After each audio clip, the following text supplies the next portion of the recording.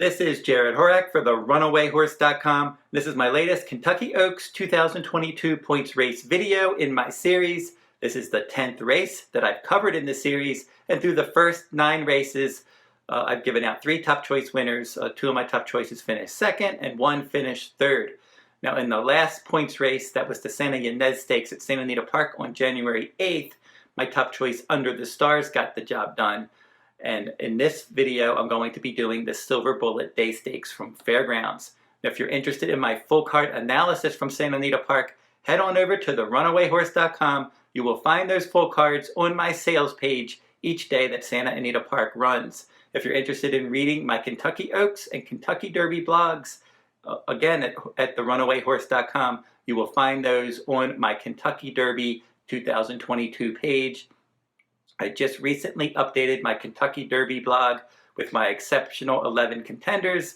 I've updated the point standings, and I've updated all of the stakes points races that have run recently. So now let's jump right into the analysis of this video. And I'm going to be doing the 11th race from Fairgrounds on Saturday, January 22nd. It's the $150,000 Silverbulletday Stakes for 3-year-old fillies, 1 mile and 70 yards on the main track with a scheduled post time 5:52 p.m. Eastern Time. Fannie and Freddie is number 1, and this one really turned it around 2 turns at Fairgrounds in her last 2 starts. Finished up the track in her first 2 sprints, shipped her to Fairgrounds, mile and a 16th maiden race, November 26th last year. She was the big favorite. She stalked the fractions, and she won easily that day by a bit less than 4 lengths. It was a short field. It was only a 4-horse field. It was a slow early, fast late race. She won easily. Then they stepped her up into Stakes Company, the Untappable Stakes. That was a points race on December 26th. And in that Fairgrounds race, she chased from second. Again, it was a slow pace. She was able to get up on that pace. She took a clear lead in the stretch, but she could not hold on, and she finished second, beaten a neck. So now third start after a layoff. She should save all the ground. The race shape looks the same as her last 2 races. I think it's going to be a slower early, fast late event, and she will probably be saving ground, attending the pace. The 2 of Bernabreezy, this one finished 5th of 12 after a bad start in her debut. It was on a good track at Churchill Downs in a 1-turn mile on November 14th, and then they shipped her to Fairgrounds, 2 turns, a mile and a 16th on December 20th. She rallied from 6th in a 7-horse field to win by a bit more than 2 lengths. Now, the problem with her is she probably doesn't have much speed, and she's going to have to try to rally from off the pace in a race that might not favor her style.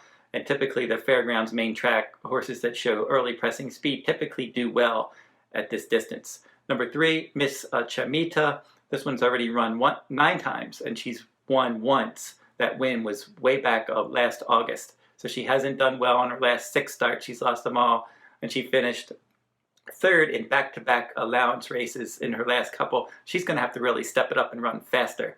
Number 4, Sweet as Pie for trainer Todd Pletcher. Good pedigree here. Tap at the Sire, Treasuring the Dam was a stakes winner. The Dam Sire, Smart Strike, definitely bred for the distance. They paid $490,000 for this one.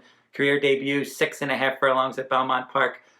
Tracked from 4th, and she won nicely, and she won by a length and a quarter that day, finishing up from the inside post. Good effort. Never easy to win from the inside post for these young horses. Typically, it's an intimidating break from that inside, and then she had to break inside again second time out in the Tempted Stakes.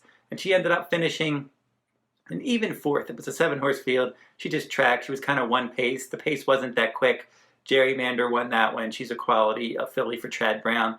3rd place finisher there. Nest is a stable mate for Sweet as Pie, and Nest came back and won the Grade 2 Demoiselle Stakes for trainer Todd Pletcher. So Pletcher has one that has a lot of promise here, shipping in from Florida. She's been working there.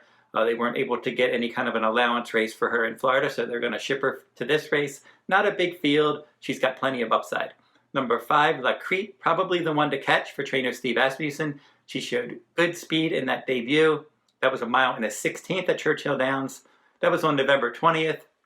She had a clear lead, and she stayed clear throughout. She won geared down by a couple lengths. A very easy victory. Was not a strong race. Horses that finished behind her have not come back to run well, but she showed a lot of promise there. She's got a very nice pedigree. Delia Duro is the sire. Stakes winner Cavorting is the dam. Bernardini, the dam sire. Plenty of pedigree to run a distance here, and also she's one that should be in front. It's not going to be easy though. This is her first stakes start. She's coming off of a little bit of a layoff. They wanted to get an allowance race. They couldn't get one to fill. They end up here, and she'll take them as far as she can. I think if she can get out there and control the pace, she could be tough to catch. And then number 6, Candy Raid. This one's run 7 times with 2 victories, including at Delta Downs at 6.5 furlongs. A nice allowance win from off the pace last time out. So now she's going to break from the outside post in this shorter field. I think this comes down to horses that aren't going to be a big surprise. Fannie and Freddie from the inside should sit a good trip. She's in good form. Her speed figures are on the way up. Would not be surprised if she ran well, but was a little bit disappointed that she could not hold on to that clear lead last time out. She'll be my 3rd choice. My 2nd choice, Crete. She's the one to catch for Steve Asmussen. Joao Rosario is going to ride back. And if she can get out there and dictate the pace, she could easily pass this stakes test. But I'm going to go with the 4, Sweet as Pie.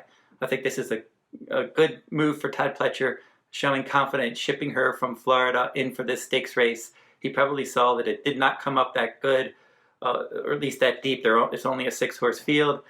So with a smaller field, he's shipping in. She's got some positional speed. I think she can stalk the pace in here.